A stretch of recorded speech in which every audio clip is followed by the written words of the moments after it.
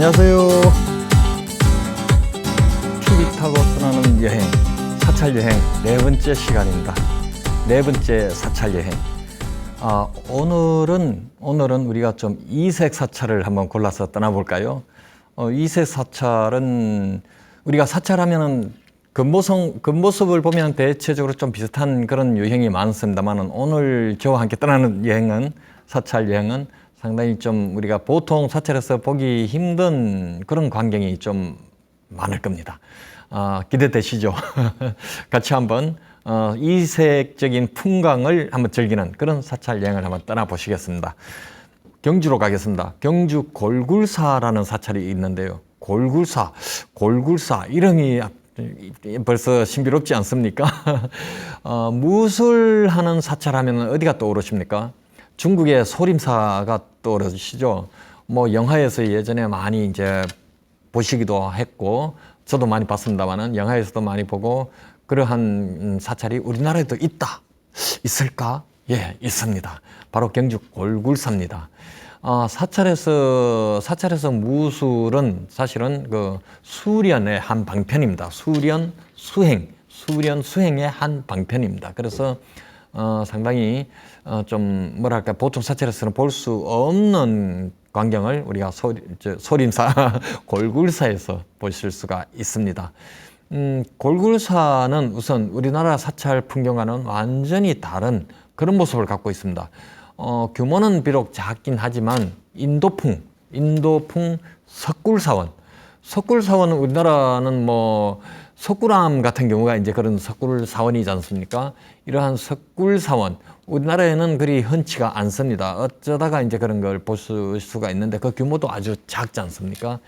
이러한 석굴사원 그래서 그러한 모습을 갖고 있는데 오죽하면은 바라보면은 전체 이 조망을 해서 이렇게 그 석굴사원을 이 골굴사 석굴사원을 바라보면은 완전히 그 앙상하게 뼈만 남은 그런 굴사원 같다 해서 그래서 골굴사입니다. 이름이 벌써 시사하는 바가 남다르죠. 그래서 이 골굴사를 여행을 하는데요. 이 창건 연대는 사찰에서 전해 오기로는 6세기 인도의 광유성인이라는 스님이 와서 창건했다고 합니다. 정말 그분이 와서 했는지 뭐 저는 알 길이 없습니다만은 그런 기록이 남아 있으니 우리가 일단은 관심 있게 한번 보실 필요가 있겠습니다. 바로 이 그 골굴사 인근에 기림사라고 있는데 기림사와 같이 바로 이 광유성인이 그렇게 창건했다는 이야기가 있습니다. 바로 인도 승려라는 점도 우리가 참 신비롭지만 그 인도풍의 석굴사원이라는 점이 바로 우리 눈앞에 펼쳐지고 있지 않습니까? 바로 이것이 너무나 우리의 발길을 잡아 끌고 있습니다. 우리나라엔 그 석굴사원이 많지 않은 이유가 있습니다. 인도와 중국의 경우는 석굴사원이 많이 있는 편이죠. 특히 인도는 상당히 많습니다만은 인도 중국과 달리 우리나라에 이 석굴사원이 많이 설 수 없는 이유는 우리나라는 아주 그 단단한 화강암 대부분 돌이 화강암으로 되어 있기 때문에 이것은 그 굴을 뚫기가 쉽지가 않습니다. 그래서 석굴사원이 상당히 존재하기가 쉽지 않았죠. 그렇지 않았으면 만약에 옛날에 인도풍의 그 석굴사원이 우리나라도 많이 조성되지 않았겠습니까? 그러나 이것이 너무나 난공사이기 때문에 할 수가 없는 그래서 우리는 주로 전각을 세워서 이렇게 사원이 이제 성립하게 된 겁니다. 그러면 여기는 어떻게 그게 가능했을까? 다행인가요? 어쨌든 이곳은 바로 이 화강암이 아닙니다. 화강암이 아니고 이 파기가 쉬운 바로 응회암이라고 하는 아주 그 직경이 2mm 아주 초미립 그 2mm 그 직경을 가진 이 화산재가 암석이 된 그런 돌입니다. 그러다 보니까 파기가 쉽죠. 파기가 쉽고 조각하기도 쉽고 이 파기 쉽고 조각하기 쉽다는 것은 다른 또 측면에서 본다면 단점이 되기도 합니다. 예, 비바람에 빨리 마모가 되죠. 그래서 좋다고 다 좋은 게 아닙니다. 그래서 쉽게 얻은 것은 쉽게 또 나가죠. 그래서 실제 보면 여기에 조각해 놓은 모습을 보면은 많이 떨어져 나간 흔적이 역력합니다. 그래서 바로 그런 일장일단이 항상 같이 있습니다. 우리 모든 세상사 모든 일이 좋은 점이 있는 속에 또 보이지 않는 또 좀 그런 단점이 공존합니다. 단점 속에 또 우리가 잘 보면 장점을 발견할 수도 있습니다. 그것을 전화위복하는 그런 어떤 우리 계기로 삼아야겠죠.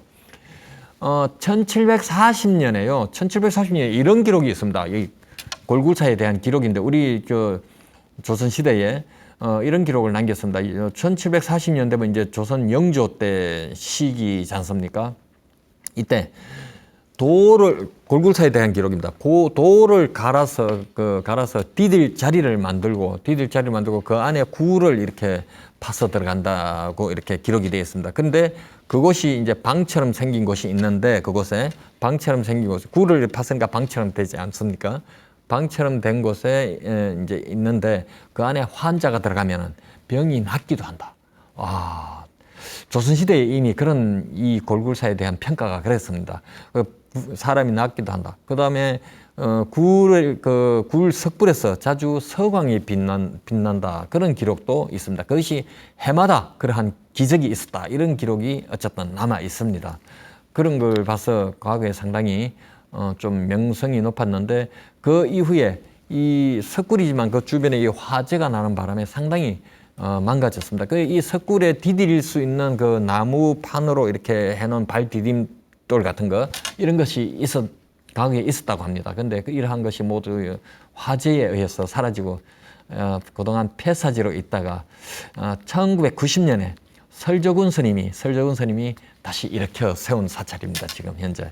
그래서 상당히 지금 현재는 우리에게 색다른 여행자에게는 색다른 여행, 그다음에 어떤 또 이 순례객 또는 그 기도하는 분들에게는 또 색다른 그러한 기도처로서 각광을 받고 있습니다. 어쨌든 아까 말씀드린 것처럼 이 사찰이 그 암벽에 이렇게 그 굴을 파서 이렇게 한 개념이다 보니 오늘날 아파트와 같은 그런 개념이 됩니다. 봉고 솟은 이 암벽에 아래쪽에 일단 굴을 파겠죠. 또 위쪽에도 굴을 팝니다. 또 위에도 팝니다. 또 위에도 이렇게 하죠. 그러다 보니까 지금 현재 이곳을 이렇게 자세히 보면은 4계층으로 이렇게 분류가 되어 있음을 알 수가 있습니다. 그러면 4층 아파트입니다. 층마다 여기에는 뭐 나한굴, 여기에는 산신굴, 또 뭐 여기는 또 다른 부처님, 불상 이렇게 해서 쭉 하고 마지막 맨 위에는 마의 열애 조각을 한 그러한 이 사찰이거든요. 그러다 보니까 이 아파트 1층 101동 101호 1동 101호 102호 201호 202호 301호 302호 이러한 개념을 갖춘 그런 느낌을 받게 합니다. 그래서 재밌습니다. 여기에 이제 올라가면 지금은 이제 사람들 안전을 위해서 쇠 난간을 이렇게 보호대를 만들어 놨는데요. 여기 올라가면 지그재그로 올라가고 해서 쭉 4층까지 올라가서 뒤로 돌아보면은 약간 아찔합니다. 서리를 느낄 수 있을 정도로. 왜냐하면 절벽이니까 아찔합니다. 그래서 이 여행하는 사람들, 어떤 사람은 제가 한때 한번 어느 순간 한번 갔을 때 어떤 사람은 거기 왔더니 막 오금이 저린다고 못 일어서고 거기 앉아서 일어서면 무서우니까 앉아서 쪼그리고 앉아서 막 발동동 하는 사람도 있었습니다. 그래서 재밌는 이래저래 재밌는 그런 사찰이 되겠습니다. 그 가장 볼거리는 아무래도 이제 맨 위에 4층 올라가면은 그 마의 열애 조각 작품이 있는 곳입니다. 마의 열애 좌상입니다. 마의 열애 좌상. 높이가 이 좌상 조각 작품 4m 높이 상당히 크죠. 4m도 안전 모습이 4m니까 상당히 크지 않습니까? 바로 9세기 작품으로 추정하고 있습니다. 9세기 작품.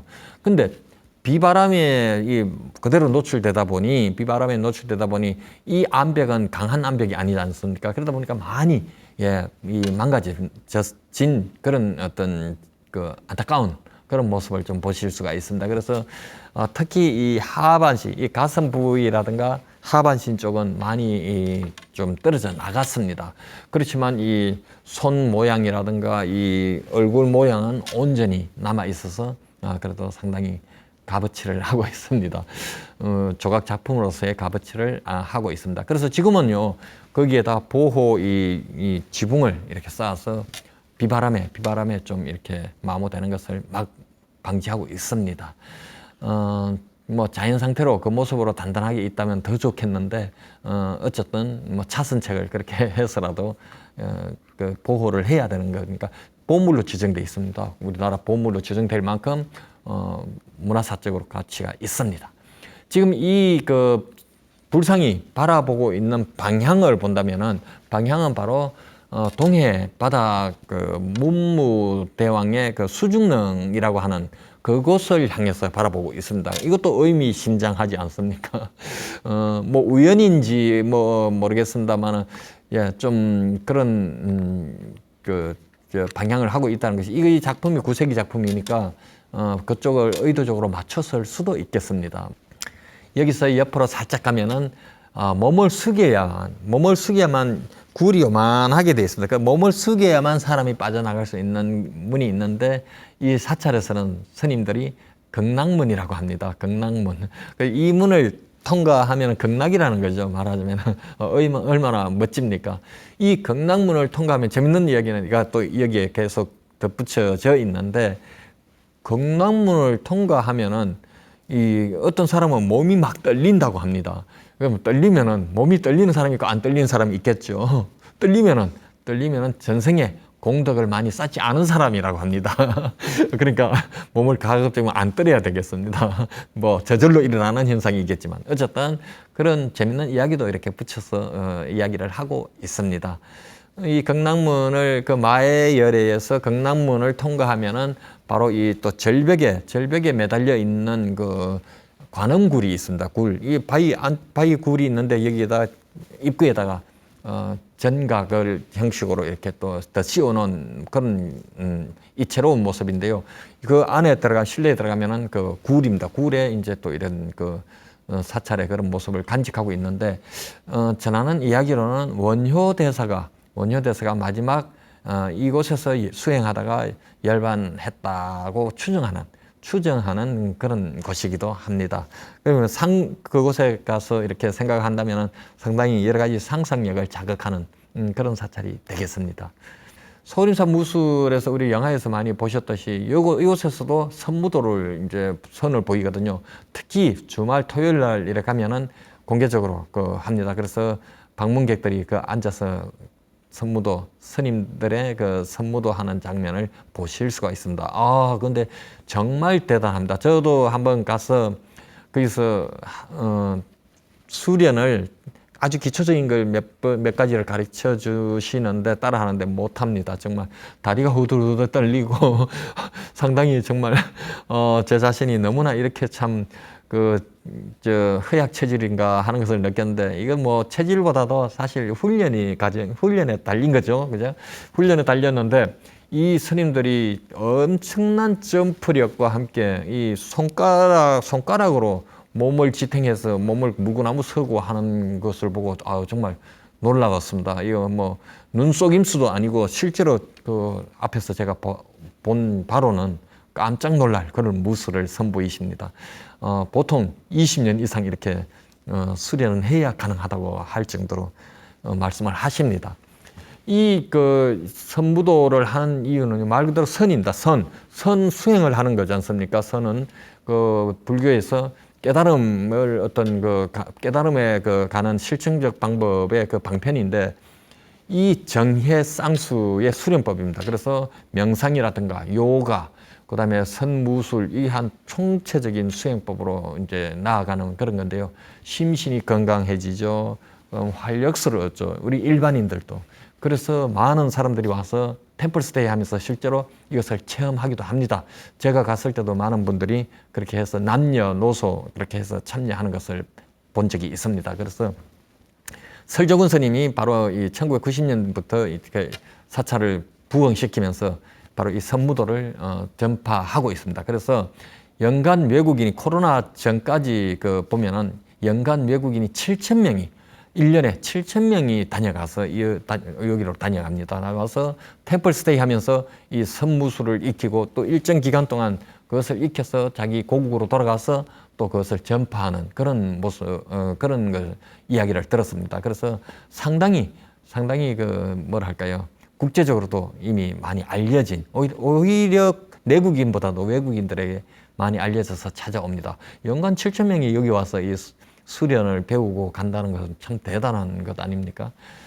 바로 그 대적광전 앞에 그 작은 그 지붕 위인데, 지붕 위에서 작은 마당처럼 된 그곳에서 이 수련을 하니까 관람도 가능합니다. 어쨌든 골굴산은 세계 선무도 총본산으로서의 그런 어떤 위치를 또 갖고 있습니다. 예, 이 골굴산은 또 동아보살 이야기가 있는데요. 재밌는 이야기가 전해오는 이야기가 있습니다. 바로 1990년 그때 입양한 강아지 한 마리를 입양을 했는데 이름을 동아라고 지었습니다. 동아. 그런데 이상하게 스님의 그 새벽 예불부터 항상 따라다니면서 예사롭지 않은 행동을 했다고 합니다. 강아지가 아주 얌전하게 따라다니면서. 그래서 새벽에 그 스님 예불하는데 와서 같이 그러니까 그 자리를 합석을 한 거죠. 방해도 짓지 않고. 그런데 커서 이제 새끼를 낳아서 새끼를 또 이제 분양한 돈으로 대적광전 짓고 선무도 대학을 짓는데 불사까지 하게 됩니다. 이 강아지가 이제 컸으니까 강아지는 아니죠. 예, 그렇게 해서 상당히 절에 많은 역할을 했죠. 그런데 어느 날 나이가 들어서 어느 날 갑자기 새벽 예불을 마쳤는데 이 강아지가 이 동아가 새벽 예불까지 마쳤는데 갑자기 보이지 않더랍니다. 어떻게 된 일일까? 이 나이가 들어서 이 중풍과 여러 가지 치매를 알아왔다고 합니다. 그러던 터에 새벽 예불은 마쳤는데 이 동아가 사라지고 없더랍니다. 그런데 며칠 후에 산 절 뒤쪽에 상양지 바른 곳에서 죽어 있었답니다. 참 슬픈 일이네요.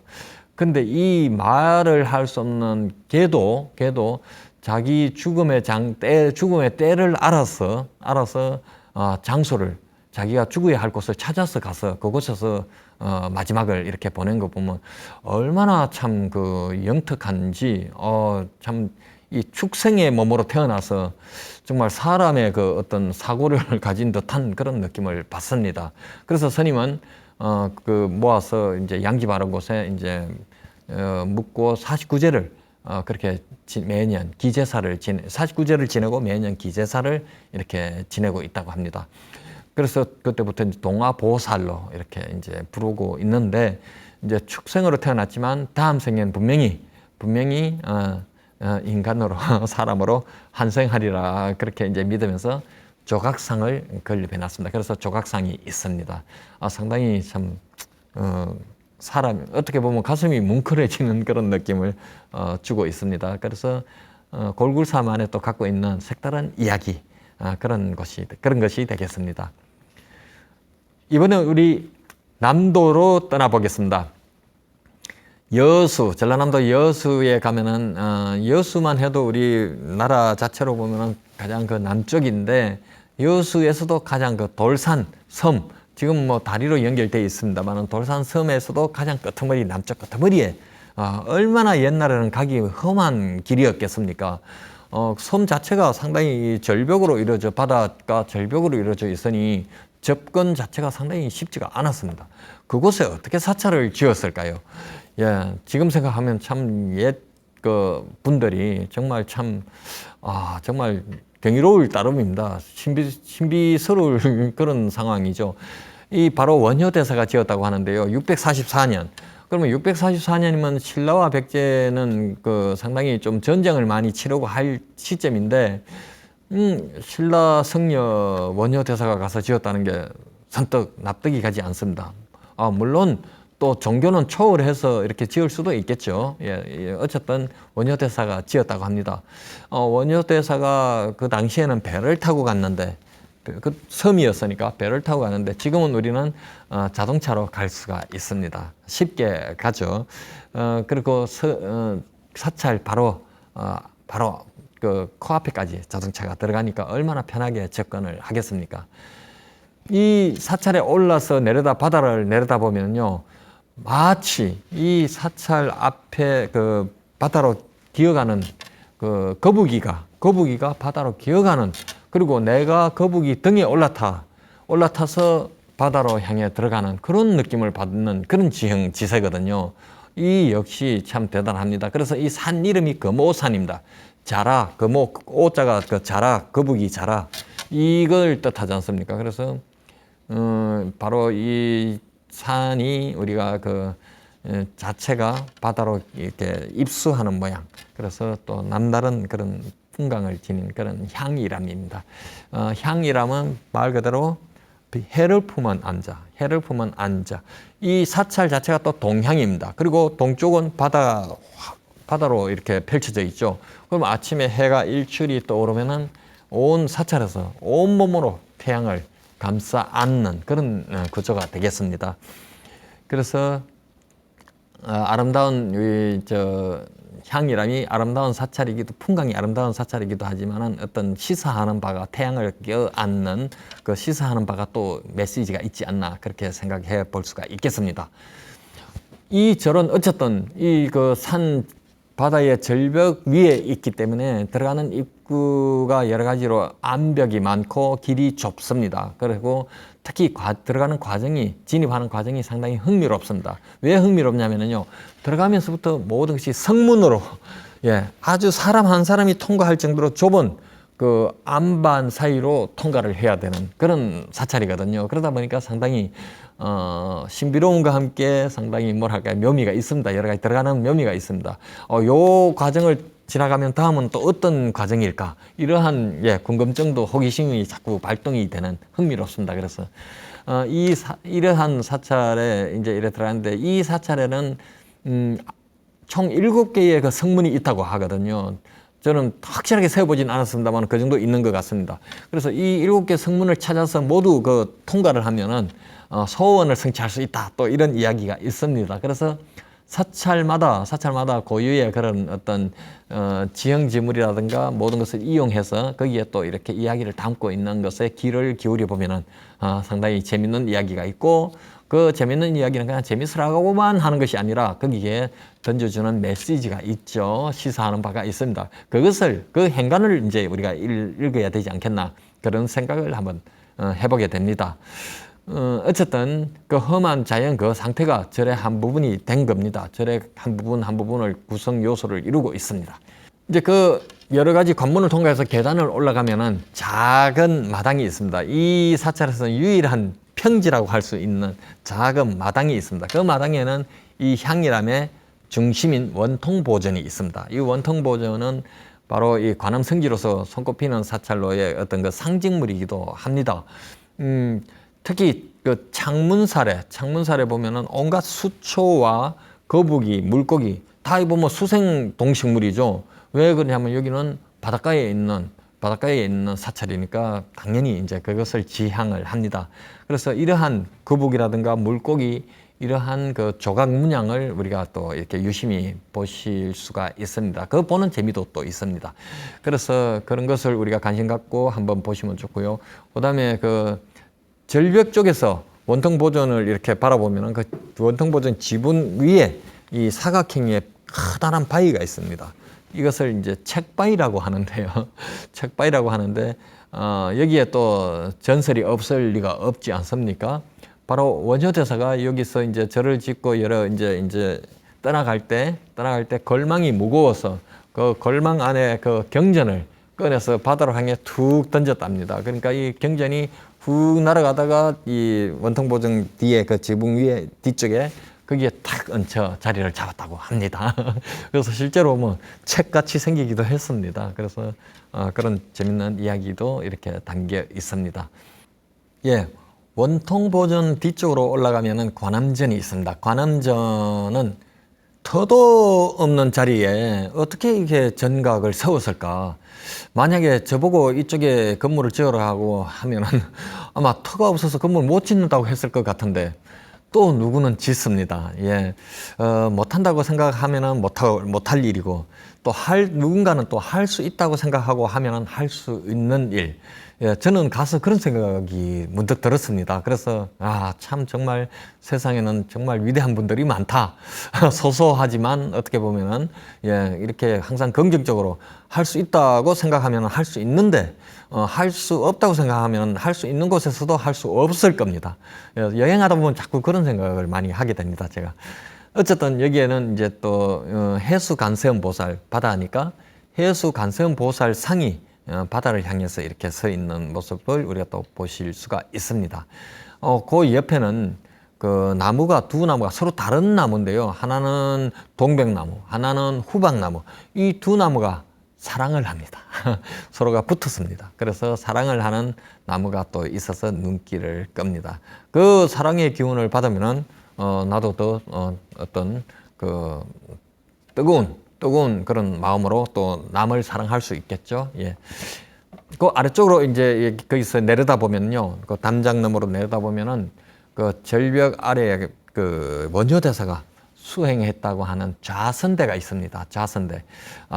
그 직사각형으로 길쭉한데, 거기 앉아 있으면은 정말 뭐 저절로 도가 트일 것 같은 예, 상당히 거기 앉아서 바다를 바라보면 참 아주 멋진, 예, 그런 광경이 될 것 같습니다. 거기서 어쨌든 원효대사가 그 좌선했다고 전해오는 곳이니까 거기가 원효대사 좌선대로 이렇게 불리고 있습니다.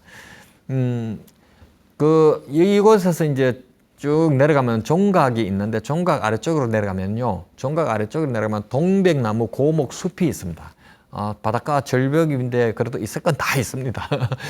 그래서 동백나무 밑에는 이제 여러 가지 벤치도 이렇게 만들어 놨는데, 여기 앉아서 잠시 무상무념에 이래 잠겨 있으면은, 예, 세상의 시름도 다 잊고, 예, 참 뭐 내가 새로운 관점에서 나 자신을 다시 한번 생각해보는, 한 발 물러나서 그러기에 딱 좋은 그런 장소가 아닐까, 그런 생각을 해봅니다. 저도 몇 번 거기 앉아서 잠시 땀도 식힐 겸 이런저런 생각도 좀 한번 정리하는 그런 시간을 가져봤습니다. 뭐 여행이 주는 묘미가 바로 그런 데 있지 않겠습니까? 이 향이라면서 또 운 좋으면은 저 주지 스님 만나서 차 한잔 할 기회도 있습니다. 이 스님 상당히 재밌습니다. 제가 만나서 차도 한 잔 이렇게 마셨는데요. 이 향이람의 아주 멋들어진 마침표는 바로 또 거기에 있지 않나 싶습니다. 이 주지 스님이 지자, 인자, 지인 스님인데, 이 스님이 상당히 화통하십니다. 그래서 다양한 일화도 갖고 계시는데, 20대 때, 나이 20대 때 서울에서 자전거를 타고 남도를 여행을 했다고 합니다. 그 남도를 여행하면서 또 사찰에 이렇게 들렀겠죠. 그때 어떻게 사찰에 대해서 탁 그냥 각인이 돼갖고 완전히, 예, 그 길로 출가를 결심하게 됩니다. 스님은 또 이런 말씀을 하십니다. 많은 사람들 사찰에 와서 뭐 소원을 빌고 하는 거 다 좋은데, 소원만 빌지 말고 내 자신이 어떻게 할 것인가를 다짐을 하는 시간을 가지면 더 좋을 것이다, 이런 말씀을 하십니다. 스스로 말하자면 스스로 자기 성찰하고 자기 수행하라는 그런 말씀으로 이제 새겨 들었는데요. 그렇습니다. 뭐 항상 와서 뭐 우리가 가서 뭐 바랄 것이 아니라 내가 앞으로 어떻게 하겠다, 이런 다짐을 한다는 것은 그만큼 자기 자신이 성숙해가는 그런 과정의 한 단면이 아닌가, 그런 생각을 합니다. 서울에서 가까운 용인에 가면 와우정사라고 있습니다. 와우정사. 이 사찰의 주차장에서 내리면은 저만치 앞에 떨어져서 황금빛의 커다란 부처님의 그 얼굴상, 예, 아주 큰 얼굴상이 화려한 금빛을 보면서 이 랜드마크로 딱 눈에 잡힙니다. 그래서 그 불두상을 향해서 걸어가면은 바로 이 사찰입니다. 바로 저만치 앞에 떨어져 있는데요. 바로 이 와우정사의 랜드마크라고 할 수 있겠습니다. 이 불두는 높이가 8m라고 하는데, 과연 8m가 될까 싶은데 8m라고 합니다. 대충 눈대중으로 보면 될 법도 하고, 조금 안 될 것 같기도 한데 8m라고 합니다. 뭐 제가 실제로 자를 갖고 재보지는 않았으니 뭐 사찰에서 하는 이야기가 맞겠죠. 근데 이 왜 이 불두를 큰 돌을 쌓아서 그 위에 불두를 이제 이렇게 얹은 모습인데 왜 그러면 머리만 이 황금상이고 나머지는 다 이 돌로 했느냐? 제가 여기에 또 우리 그 조실 스님, 해곡 스님이라고 조실 스님을 만나 뵌 적이 있는데 여쭤보니 원래 목표는 다 이제 앞으로 황금 불상으로 만드는 게 목표라고 합니다. 그 단계의 첫 단계가 바로 이 불두를 먼저 조성을 했다고 합니다. 그런데 이 불두를 앞에서 이렇게 바라보면 상당히 그 자비로운 모습을 이렇게 하고 있습니다. 그래서 그렇게 표현한 것도 바로 이 처음에 이 사찰에 와서 자비로운 부처님의 그 모습을 친견을 하면은 더 가까이 행운이 가까이 다가온다. 그런 어떤 설정 아래 그렇게 이제 봉안을 했다고 합니다. 이 와우정사도 오래된 사찰은 아닙니다. 그 실향민이십니다. 함경도가 고향이셨던 바로 그 조실 해곡 스님이 1970년에 창건한, 그러니까 오래되진 않았죠. 1970년에 창건한 사찰인데 이 종파 역시 또 색다릅니다. 열반종입니다. 열반종 그 총본산이기도 합니다. 여기 이곳은 원래 우리나라 뭐 5개 종파가 신라 시대, 삼국 시대 때 있었다고 이제 하는데 그 중에 하나가 이 열반종, 뭐 법상종, 법성종, 뭐 율종, 화엄종 이래 있지 않습니까? 그 중에 이 열반종은 고구려의 보덕성사가 창종했다고도 하는 그런 이야기가 있습니다. 그래서 우리나라에서는 독특한 이 열반종의 사찰로서 이 와우정사가 있으니 좀 색다른 그런 많은 지향하는 바가 바로 그런 쪽을 지향하고 있는 것으로 우리가 보고 여행을 하실 수가 있습니다. 근데 용인에 해곡 스님께서 이 용인에다가 이 사찰을 세운 이유가 있습니다. 뭐냐면요. 바로 이 사찰은 남북 통일, 남북 평화 통일, 세계 평화 이것을 지향하거든요. 바로 사찰마다 지향하는 바가 있다고 이제 제가 말씀드린 적도 있는데 이 바로 용인 와우정사 같은 경우는 바로 남북 평화, 우리는 분단 국가니까 남북 평화 통일을 지향하고 그다음에 또 전 세계인 지구촌 모두가 이 평화를 항상 이렇게 누리는 그런 것을 염원으로 삼고 있습니다. 지향점으로 잡고 있습니다. 그러다 보니 이 스님께서는 바로 이 고려 시대 때 우리가 몽골의 침략을 받았지 않습니까? 그래서 상당히 전국이 완전히 어떤 그 피해를 입는 그런 아픈 흔적을 갖고 있는데 그 당시에 김윤후 스님이 바로 몽골 원수 그 살리타를 화살로 쏘아서 죽인 그곳이 바로 이 용인 처인성입니다. 용인 처인성. 바로 그곳에 이 그러한 상징, 우리의 평화를 찾기 위해서 적의 원수를 무너뜨린 곳, 바로 그곳에 이제 사찰을 세웠다고 합니다. 그래서 남북 평화 통일과 세계 평화를 위해서 우리 와우정사를 여행하실 수가 있겠습니다. 이제 사찰 안으로 들어가면 본격적으로 이제 여러 가지 이제 우리한테는 좀 이색적인 그런 이제 불상과 경치를 보실 수가 있습니다.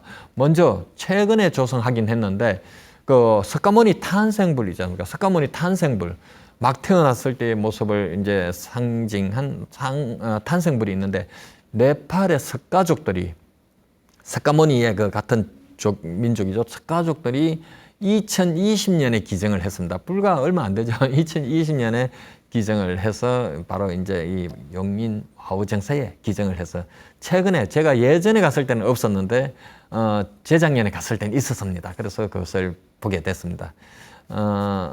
그래서 그 어떤 그러한 그 좀 이국풍의 그런 모습을 보실 수가 있고 바로 그 위쪽에는 비치로 만든 옥으로 만든 그 진신사리탑이 있습니다. 상당히 어디서 그 보기 드문 그런 진신사리탑입니다. 이 스리랑카 대통령이 기증을 했다고 합니다. 이 보면 상당히 다국적 어떤 그런 풍을 갖고 있거든요. 특히 동남아풍의 그러한 사찰, 그러한 경관을 고스란히 담고 있는 경내에 담고 있는 그런 사찰입니다. 그래서 뭐 네팔에서도 그런 석가족들이 보내온 게 있고 지금 스리랑카 대통령이 또 이 진신사리탑을 또 보내왔지 않습니까?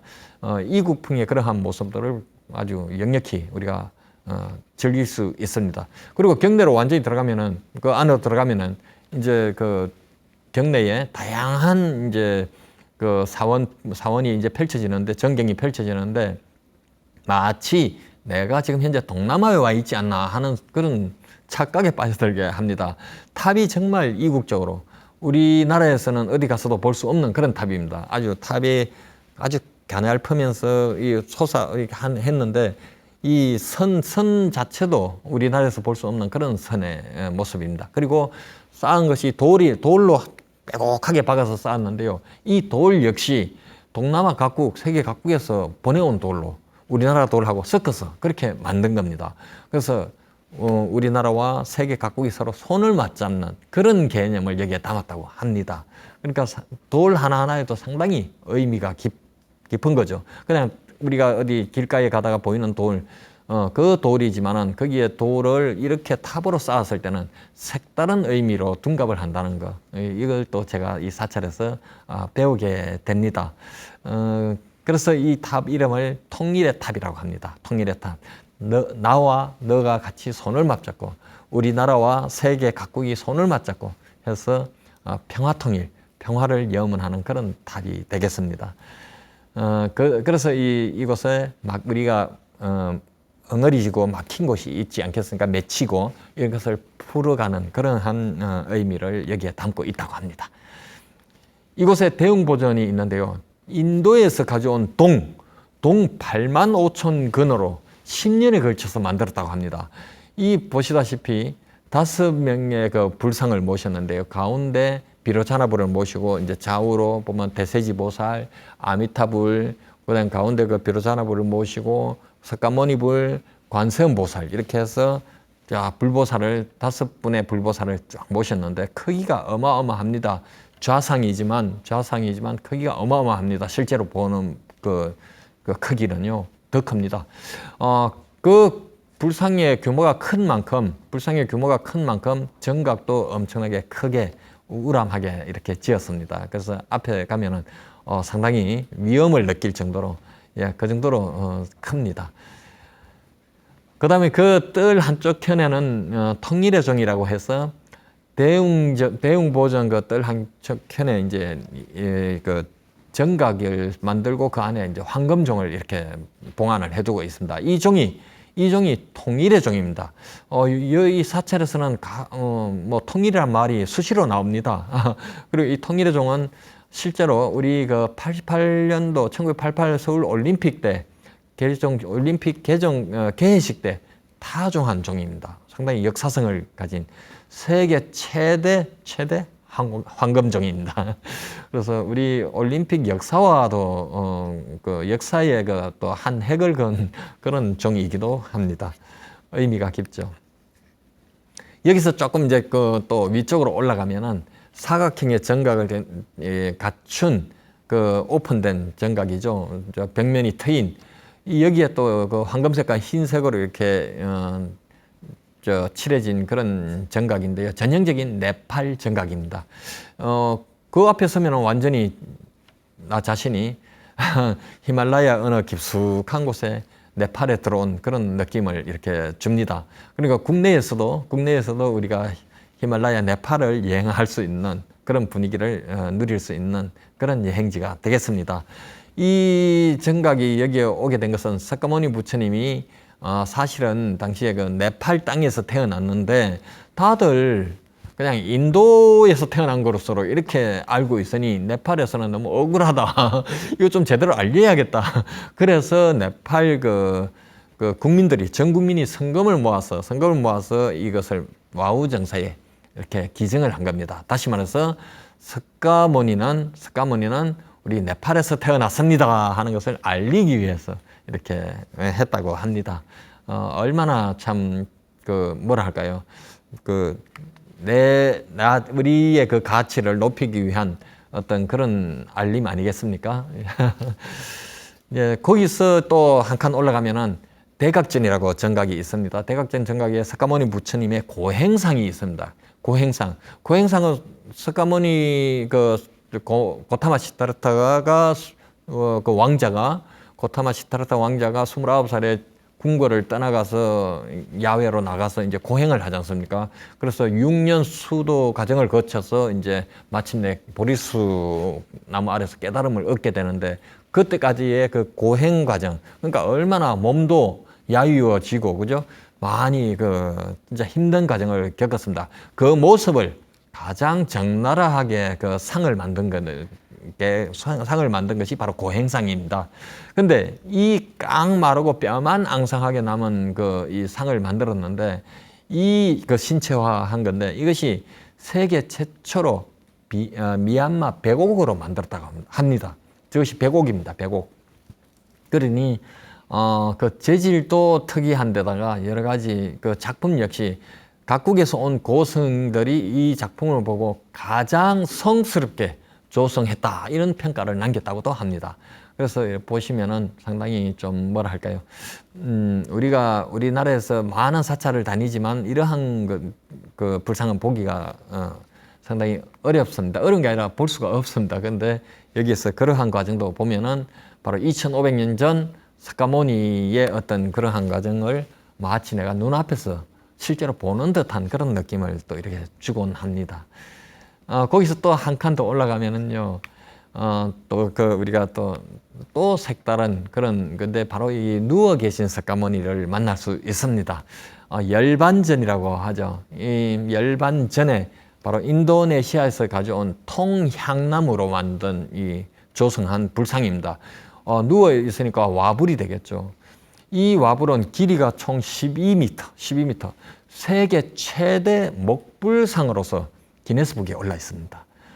크기도 크지만 정말 여기서는 정말 보는 것마다 다 그냥 세계에서 유일하거나 세계 최대거나 이러한 그 앞에 수식어가 붙다 보니, 보는 제 자신도 너무나 참 신비롭고 놀라울 따름입니다. 다른 반응이 나올 겨를이 없습니다. 보는 것마다 색다르게 그렇게 이어지고 있으니까요.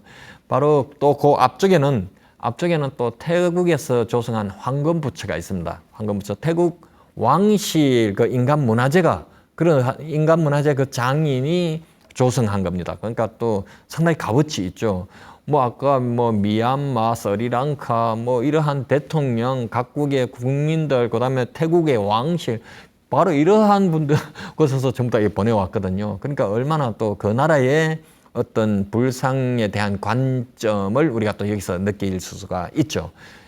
근데 이 태국 국왕이 세계의 평화와 우리 한국의 그 남북 평화를 위해서 기증을 했다고 합니다.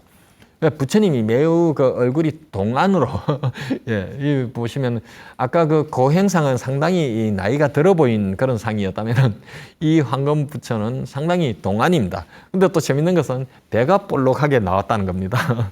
저도 가서 이래 처음에 보고 상당히 좀 뜻밖의 어떤 표현이었거든요. 이 배가 볼록하게 나온 것은 동안으로 할 수 있고 노안으로 할 수 있는 거는 할 수 있겠는데, 배가 볼록하게 나온 것이 너무나 저에게는 참 충격적이었습니다. 신선한 충격이었습니다. 여기에 두 개 솟아있는 검은 탑이 있습니다. 검은 것은 바로 그 기와를 쌓아서 만든 거기 때문에 검습니다. 기와를 이렇게 세계 각국 불교도들이 그 기와를 시주했습니다. 그 시주한 것으로 탑을 이렇게 만들었습니다. 그래서 세계 평화탑, 남북 평화 기원탑이라고 이렇게 이제 이름이 붙여져 있습니다. 그래서 우리 탑에다가 세계인들이 누려야 할 보편적 가치, 평화, 영구히 누려야 할 그 평화를 염원하는 그런 탑이 되겠습니다. 이 탑 2층 거기에 보면은 감시를 만들어서 거기에 또 불상을 이렇게 모신 것도 눈길을 끕니다. 그 외에 이제 이 사찰은 워낙 경내가 넓습니다. 그리고 산 위쪽으로 올라가면서도 갖가지 또 이렇게 조성해 놓은 것들이 많기 때문에 볼 것이 너무너무 많습니다. 오백나한상부터 해서 쭉 올라가면서 많이 있습니다. 짧은 시간에 다 보기가 힘들 정도로 구경거리, 이색적인 풍광을 즐길 거리가 많습니다. 그렇게 해서 우리가 볼 수 있고, 또 그 아래쪽에 만불전, 세계 만불전이 있는데요. 뭐 이 만불전에는 한국, 인도, 중국 등 동남아 등 각종 불상들이, 희귀한 불상들이 상당히 많습니다. 특히 쌀로 만든 불상, 이런 희귀품도 소장하고 있습니다. 그래서 이 와우 정사가 또 우리에게 주는 새로운 그 불교의 세계, 새로운 이색적인 불교의 세계로 이렇게 우리에게 그 여행의 장소로 이렇게 제공을 하고 있습니다. 어떻습니까? 우리 사찰, 사찰 다 비슷하지? 이렇게 생각했던 기존의 그 고정관념을 완전히 깨뜨리지 않습니까? 예, 다양한 것을 우리가 보면서 다양한 생각을 할 수 있고, 또 다양한 어떤 우리가 또 미래에 나아가면서 어떤 그 사유를 통해서 새로운 어떤 아이디어를 찾을 수가 있기 때문에 이런 여행을 하고자 하는 겁니다. 그래서 또 우리가 그동안 이제 사찰 여행을 쭉 이렇게 해왔습니다. 이 사찰 여행, 또 다른 주제의 기행이 우리를 또 기다리고 있습니다. 그때 다시 만나 뵙겠습니다. 감사합니다.